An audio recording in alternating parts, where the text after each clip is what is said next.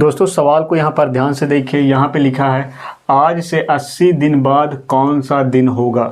अगर आप इस सवाल को कैलेंडर देख के सॉल्व करोगे तो आपका काफ़ी ज़्यादा टाइम वेस्ट होगा। तो आज की इस वीडियो में यहाँ पर मैं आपको एकदम शॉर्टकट तरीका बताने वाला हूँ। यहाँ पर मैंने दिन लिख रखे हैं कि हफ्ते में 7 दिन होते हैं, तो यहाँ पर मैंने 7 दिन का नाम लिख रखा है। इसके अलावा यहाँ पर दिन के हिसाब से उनका कोड भी लिख रखा है। ये 2 चीज़ें आपको मालूम होना ज़रूरी है अगर आप इस टाइप के सवालों को सॉल्व करना चाहते हो। तो यहाँ पर आप लोग ध्यान से देखिएगा कैसे हम इस सवाल को सॉल्व करेंगे।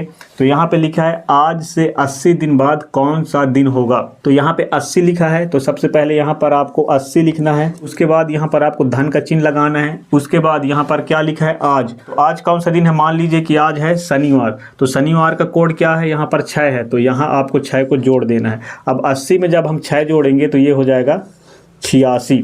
अब हम जानते हैं कि हफ्ते में 7 दिन होते हैं, तो ये जो आंसर आया है इसको आपको 7 से भाग दे देना है। तो यहाँ हम लिखेंगे 86 और इसको 7 से भाग देंगे तो ये हो जाएगा 7 एकम 7।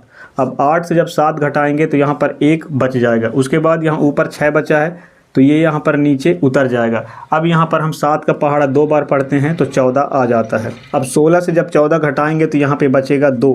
अब यहाँ पर हमें भागफल 12 प्राप्त हो गया है। तो ये जो भागफल प्राप्त हुआ है ये इस सवाल का आंसर नहीं है। हमेशा याद रखना, इस टाइप के सवाल जब भी सॉल्व करो तो जो शेष फल बचता है वही इस सवाल का आंसर होता है। आपको कभी भी शेष फल को दशमलव लगा के नहीं घटाना है। अब यहाँ पर शेष फल में हमें 2 प्राप्त हो गया। तो अब आपको ध्यान में ये रखना है कि इनमें से किस दिन का कोड 2 है। तो यहाँ पर हमें कोड 2 दिख गया। अब ये कोड 2 किस दिन के सामने है, मंगलवार के सामने है। तो मतलब अगर आज शनिवार है तो आज से 80 दिन बाद मंगलवार होगा। आप कैलेंडर में भी जाके चेक कर सकते हैं। वीडियो अच्छा लगा हो तो एक लाइक ज़रूर करिएगा।